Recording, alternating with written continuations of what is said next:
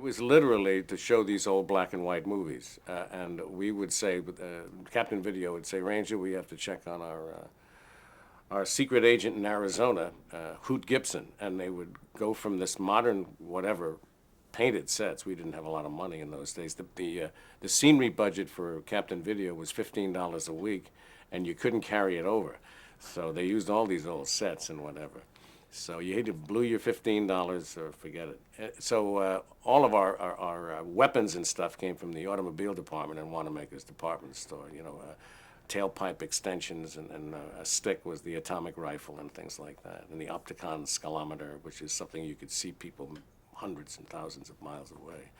But we then would, the camera would dolly into like a test pattern and they would run this old black and white movie. And then they would interrupt it, go back to the live drama part of the show, and then some other time during that episode, you would get back. In the course of 1 week, we would show a Western, and it made no sense whatsoever.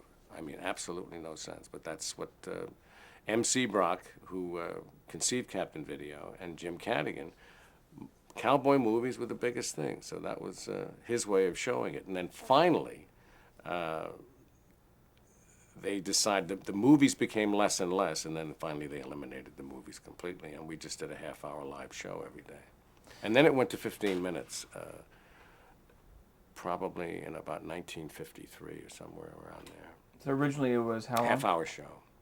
And what time of the day? It was on from 7 to 7:30. It's considered the first science fiction. I guess it was. Buck Rogers came on about a year after us.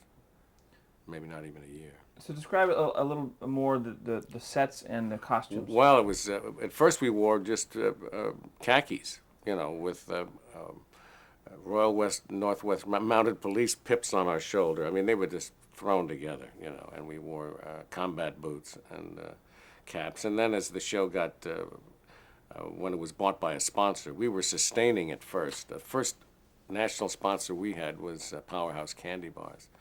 And then Skippy Peanut Butter sponsored it. And then Post Cereals bought the show. And then they put the dimmer board in at Dumont, and we got baby blue uniforms with a lightning stripe across the chest. And they built some really, you know, pretty good sets. This thing stopped being painted on the wall behind you, and we had a rocket ship, the Galaxy. And it was a lot of fun. And the crews at Dumont were incredible. And you know, the equipment never matched what they had at NBC or CBS.